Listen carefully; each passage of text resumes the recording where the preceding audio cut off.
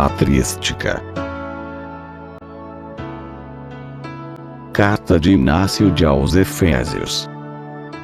Saudação. Inácio, também chamado Teóforo, a igreja que foi grandemente abençoada com a plenitude de Deus Pai, predestinada antes dos séculos para existir sempre, para uma glória que não passa, inabalavelmente unida, escolhida na paixão verdadeira, pela vontade do Pai de Jesus Cristo, nosso Deus. A igreja digna de ser chamada feliz, que está em Éfeso, na Ásia, as melhores saudações em Jesus Cristo e numa alegria irrepreensível. Amor dos Efésios. 1. Acolhi em Deus vosso amadíssimo nome, que adquiristes por justo título natural, segundo a fé e o amor em Cristo Jesus, nosso Salvador. Imitadores que sois de Deus, reanimados pelo sangue de Deus, realizastes até o fim a obra que convém à vossa natureza. 2. Ao saber que eu vinha da Síria, acorrentado por causa do nome e da esperança, que são comuns a nós, confiante na vossa oração para sustentar em Roma a luta com as feras, para poder desse modo ser discípulo, vos apressastes a vir ao meu encontro. 3. Em nome de Deus, recebi a vossa comunidade na pessoa de Onésimo, homem de indizível amor, vosso bispo segundo a carne. Eu vos peço que o ameis em Jesus Cristo, e que vos torneis semelhantes a Ele. Seja bendito aquele que vos concedeu a graça e vos considerou dignos de merecer tal bispo. 2.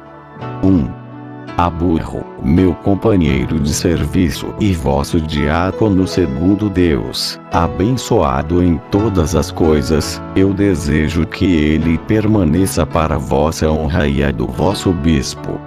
Quanto a Croco, digno de Deus e de vós, que recebi como um exemplo do vosso amor, ele foi para mim conforto em todas as coisas. Que o Pai de Jesus Cristo também o conforte com Onésimo, Burro, Eútulo e Frontão. Neles alvia a todos vos segundo o amor. 2. Possa eu encontrar sempre a minha alegria em vós, caso eu seja digno disso. É preciso glorificar de todos os modos a Jesus Cristo, que vos glorificou, a fim de que, reunidos na mesma obediência, submetidos ao bispo e ao presbítero, sejais santificados em todas as coisas. Exortação à unidade. 3. Não vos dou ordens como se fosse uma pessoa qualquer. Embora eu esteja acorrentado por causa do nome, ainda não atingi a perfeição em Jesus Cristo. Com efeito, agora estou começando a aprender, e vos dirijo a palavra como a condiscípulos meus. Sou eu quem teria necessidade de ser ungido por vos com a fé, a exortação, a perseverança e a paciência. 2. Todavia, o amor não me permite calar a respeito de vós. É por isso que desejo exortar-vos a caminhar de acordo com o pensamento de Deus. De fato, Jesus Cristo, nossa vida inseparável, é o pensamento do Pai, assim como os bispos, estabelecidos até os confins da terra, estão no pensamento de Jesus Cristo. 4. Convém caminhar de acordo com o pensamento de vosso bispo, como já o fazeis. Vosso presbitério, de boa reputação e digno de Deus, está unido ao bispo, assim como as cordas à cítara. Por isso, no acordo de vossos sentimentos e na harmonia de vosso amor, vos podeis cantar a Jesus Cristo. 4. a partir de cada um, que vos torneis um só corpo, a fim de que, na harmonia de vosso acordo, tomando na unidade o tom de Deus, canteis a uma só voz, por meio de Jesus Cristo, um hino ao Pai, para que Ele vos escute e vos reconheça por vossas boas obras, como membros do seu Filho. É proveitoso, portanto, que estejais em unidade inseparável, a fim de sempre participar de Deus. 5. 1. De fato, se em pouco tempo contraís com vosso bispo tanta familiaridade, que não é humana mas espiritual, tanto mais eu vos felicito por estar desunidos a ele, assim como a Igreja está unida com Jesus Cristo, e Jesus Cristo com o Pai, a fim de que todas as coisas estejam de acordo na unidade. 5. 2. Que ninguém se engane. Quem não está junto do altar está privado do pão de Deus. Se a oração de duas pessoas juntas tem tal força, quanto mais a do bispo e de toda a Igreja. 5. 3. Aquele que não participa da reunião é orgulhoso e já está por si mesmo julgado, pois está escrito: Deus resiste aos orgulhosos. Tenhamos cuidado, portanto, para não resistirmos ao bispo, a fim de estarmos submetidos a Deus. 6. 1.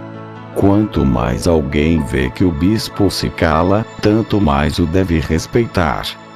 De fato, a todo aquele que o dono da casa envia para administrá-la, é preciso que o recebamos como se fosse aquele que o enviou.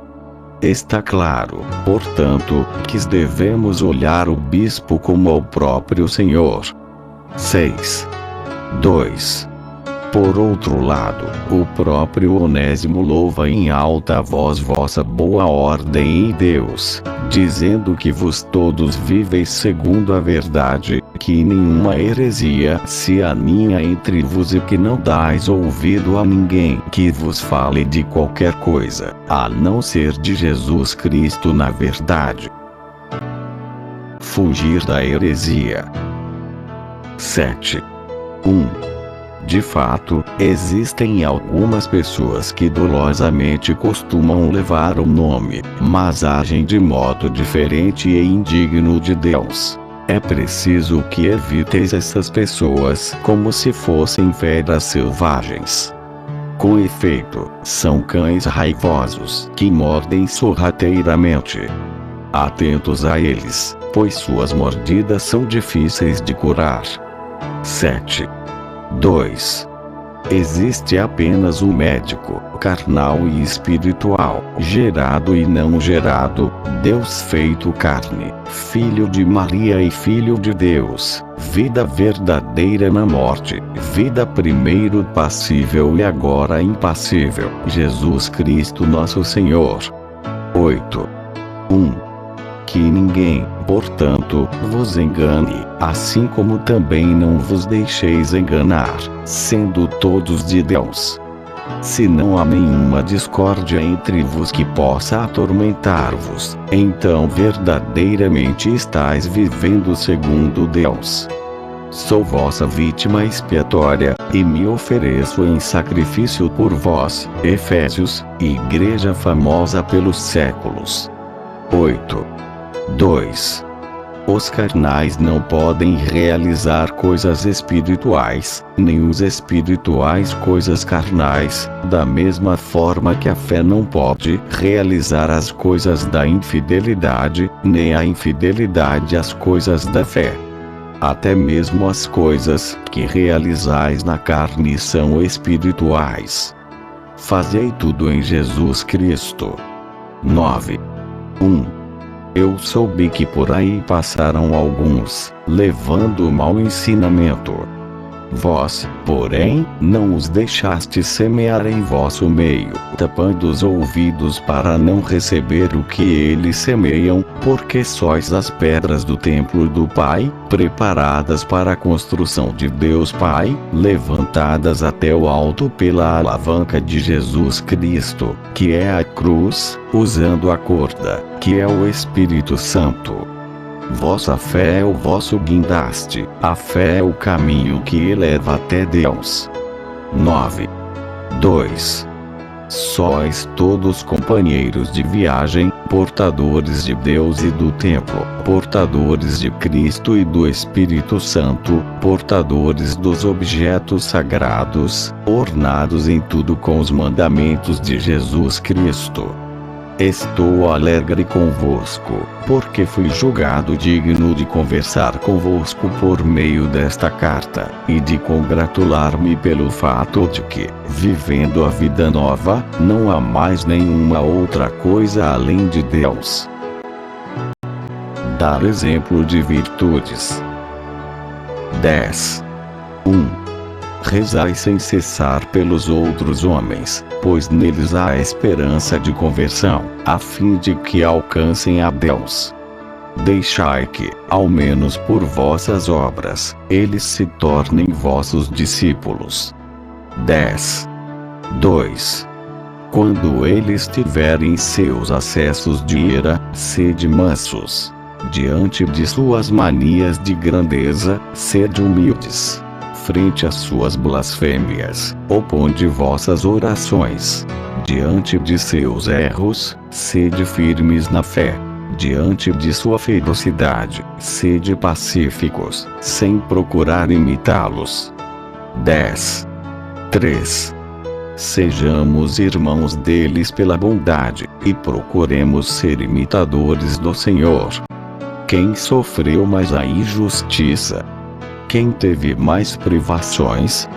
Quem foi mais desprezado? Não se encontre entre vos nenhuma erva do diabo, mas, com toda a castidade e temperança, permanecei em Jesus Cristo com a carne e o Espírito. Procurar Cristo, fonte de vida e unidade. 11. 1. São os últimos tempos. Envergonhemo-nos e temamos que a paciência de Deus se transforme em condenação para nós. Das duas uma: ou tememos a ira futura, ou amamos a graça presente. Só uma coisa importa: que nos encontremos em Jesus Cristo para entrar na vida verdadeira. 11. 2. Fora dele, nada tenha valor para vós. Eu carrego as correntes por causa dele. São as pérolas espirituais com as quais eu gostaria que me fosse dado ressuscitar, graças à vossa oração. Desta desejo sempre participar para me encontrar na herança dos cristãos de Éfeso, que estão sempre unidos aos apóstolos pela força de Jesus Cristo. 12. 1. Sei quem sou e a quem escrevo. Eu sou um condenado, e vos obtivestes misericórdia. Eu estou em perigo, e vos na segurança. 12. 2. Vos sois o caminho para aqueles que, pela morte, são elevados até Deus, iniciados nos mistérios com Paulo, que foi santificado, recebeu o testemunho e é digno de ser chamado bem-aventurado. Possa eu estar sobre as pegadas dele, quando alcançar a Deus.